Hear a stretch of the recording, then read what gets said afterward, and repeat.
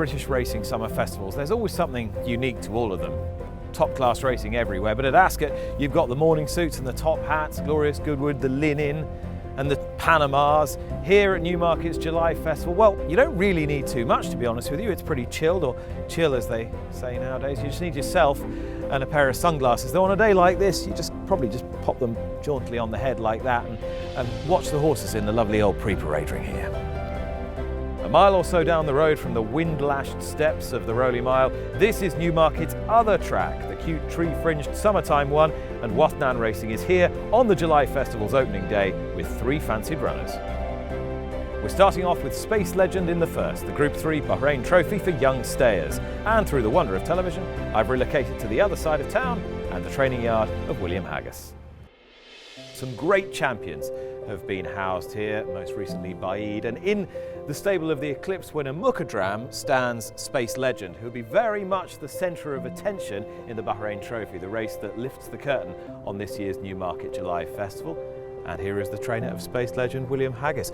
Off the back, William, of a very, very good run at Royal Ascot, second to Calandagan in the King Edward VII. Just talk us through Space Legend's race from your perspective. I think everything went according to plan. I didn't watch the French horse at all, and he came into the straight and I said, off you go, and off he went. And then this thing appeared and absolutely bolted him. And I don't know how or why, but he looked a very good horse, the winner. But we were pretty solid second.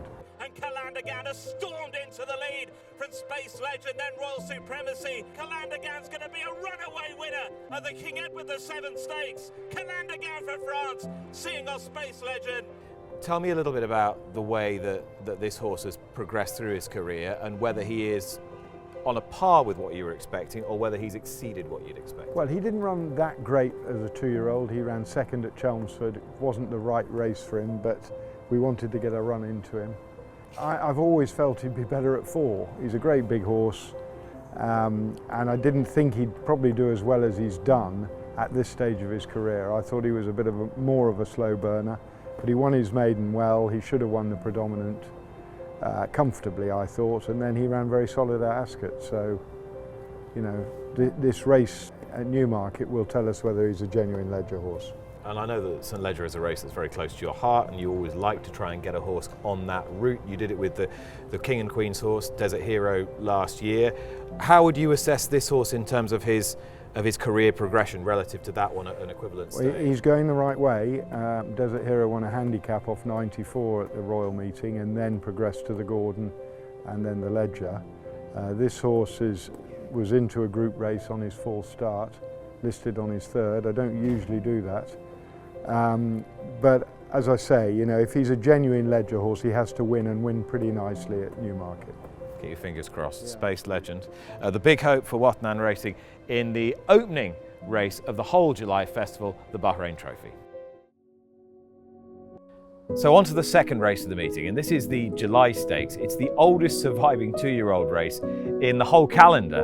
And I'd imagine in 1786, when it was first run, this place looked, well, much like it does today. Such is your sense of history when you come to the beautiful July course. So it's the obvious next step for a Coventry Stakes winner, and this is as close to a Coventry Stakes winner as you're going to get. The Wathnan Racing owned Electrolyte, who was beaten just a nose in the big 2-year-old race at Royal Ascot and wide apart from the winner Rashabar as well. So I didn't really want to talk to Archie Watson in the immediate aftermath of that race, but I'm quite happy to talk to him now to see how he feels ahead of this week. So let's give Archie a quick ring.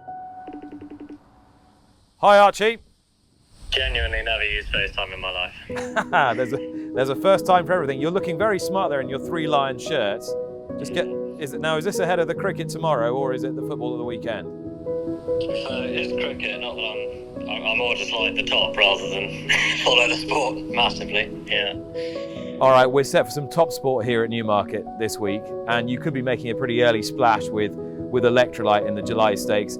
I was just suggesting that speaking to you in the immediate aftermath of the Coventry Stakes might not have been such a good idea. Have you ever been so close but so far?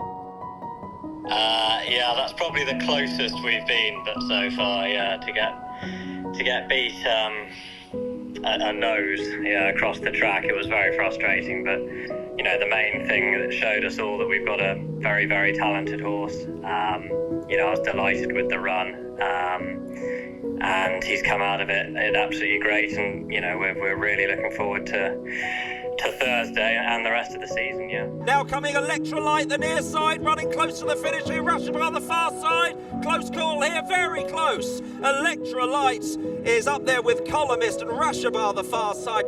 And did you think that he was a little unlucky not to win? Just had to duck and weave a little bit through horses? He did, yeah. I think probably with a clear run, you know, you'd have to think he would have been that nose further forward that he would have had to have been. The Andrew Balding horse who led sort of stayed in front perhaps longer than expected maybe, and Holly just had to switch twice to get around it, and that might have just made the difference. But it's, you know, it's heads up, heads down stuff. It's very hard to predict, but you'd have to see him as an unlucky loser, mainly because he didn't race against the winner, you know, and you want to see them racing against each other for sure. Yeah, split by the width of the track. Now here on the July course, the demands of 6 furlongs are a little bit different. They tend to rattle along. There's plenty of downhill as well as uphill, and they need that speed. Do you think he's got the attributes well suited to this place? Yeah, I think he does. You know, he had to sort of jump and make the running at Ayr on debut, which would be a slightly quicker 6 than Ascot. He showed loads of boot that day. You know, I think the other thing is in a six horse field, they'll sort of be racing tight and all be together, so there shouldn't be any hard luck stories in that regard. He's got a high cruising speed, so we'll be able to jump and travel, like you say, over the sharper 6. But then when the rising ground towards the line hits, he should really enjoy that for sure. Archie, looking forward to seeing you here on the July course later in the week. Best of luck with Electrolyte. Thanks, Nick. That's Archie Watson. He's dressed for the sports. Will Electrolyte bring his A game here to the July course on Thursday? Right, so from the oldest race here on the July course to one of the newest races, the Sir Henry Cecil Stakes. It's a listed race that was first run in 2013, the year of the death of one of the great trainers of our time, Sir Henry Cecil, whose rose-growing skills were only matched by his ability to cultivate the finest thoroughbred, and for whom the July course would have been a source of great pleasure, both in terms of racing excellence and aesthetics. Now, what of the Wathnan runner here? This is a horse called Native American, who ran in the Jersey Stakes at Royal Ascot, a fair way behind Wathnan's other runner, Hartem. But without Hartem in the way and a few others, can Native American atone here on the July course? Well, let's find out by calling his trainer, Richard Fahey, who trains up in Malton in Yorkshire, and a man who is always guaranteed to be on the move. We're going to give him a call now. There he is. You're looking good, Richard. It looks a windy day up there in Malton. Where are you? Well, that's dedication for you. You're coming down to Newmarket. You're on the side of the A1. Your dedication knows no bounds. Stopping for a little while to talk to us about Native American. How's he been since Ascot, Rich? Yeah, look, we've been very pleased with him to step up to mile, but he's good form. We're very pleased with him, you know. And yeah, this is much more suitable in terms of a test for him, isn't it, than the Ascot race was? I'm just not sure whether, you know, he's a horse. I think he's a 7 furlong horse. We're taking on trust he stays a mile. Early season, I thought he was a 1.25 mile horse, so I'm not really getting the trip right. But on form, he's the highest rated horse in the race. There is potentially some improving horses in the race. I see they've got him outside of the whole lot, which surprised me a bit. But we're very pleased with him, happy with him, and just like to see him get back to his sort of Epsom run. That was a good solid run. I think if he brings that to the table over a mile, I think he could run well. Yeah, he was second in the Surrey Stakes at Epsom, only just beaten by Evade. Do you think that race would have taken just a little bit out of him, and you might have him a little bit fresher for the July Festival? Not really. I think he came out of that race well. Ascot is fine. He's a tough professional horse.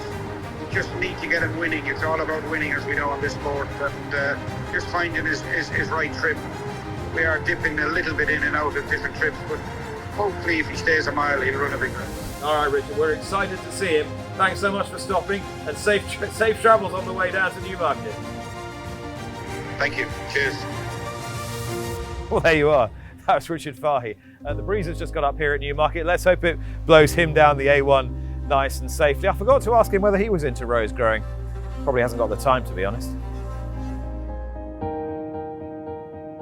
So I hope that's whet your appetite for day one of the July Festival here at lovely Newmarket July course. Hopefully you'll be needing these and not one of these.